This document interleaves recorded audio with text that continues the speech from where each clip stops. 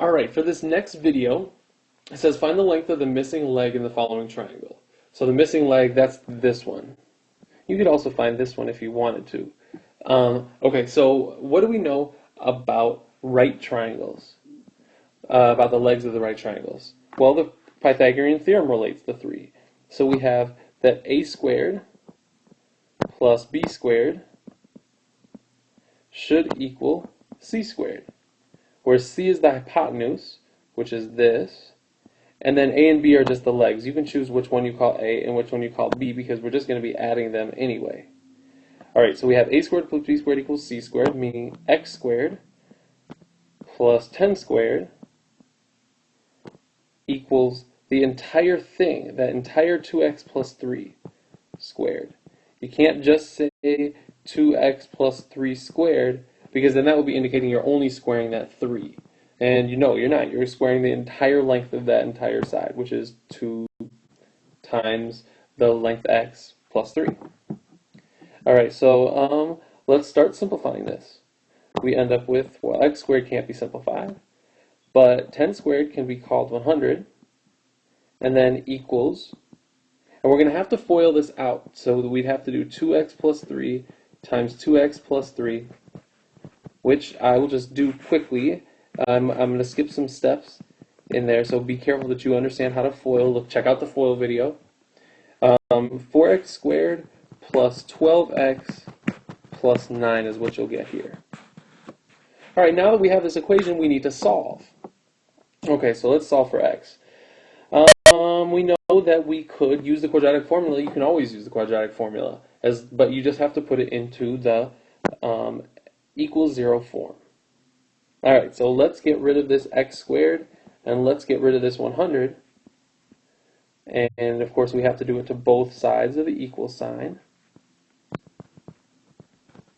And we should end up with 0 equals 3x squared, because you can imagine there's a 1 there, 4 minus 1 is 3, plus 12x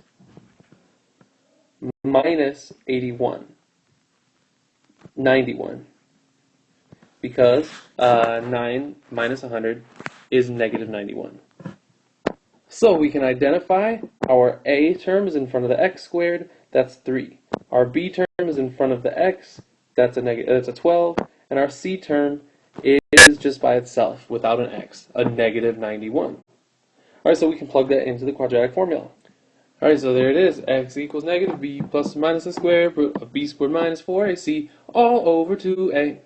Plugged it in right there for you. Of course, we have to find what's inside the radical first, so that you'll end up with x equals negative 12 plus or minus the square root of what you get when you do 12 squared minus 4 times 3 times negative 91, which is 1,236.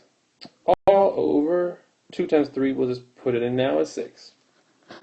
Alright, let's separate it into our two equations. We got negative 12 plus the square root of 1,236 is 35.157 all over 6. And then we have negative 12 minus 35.157 all over 6. Just so that you guys know, I don't really know what this spare line is there. It's not a negative.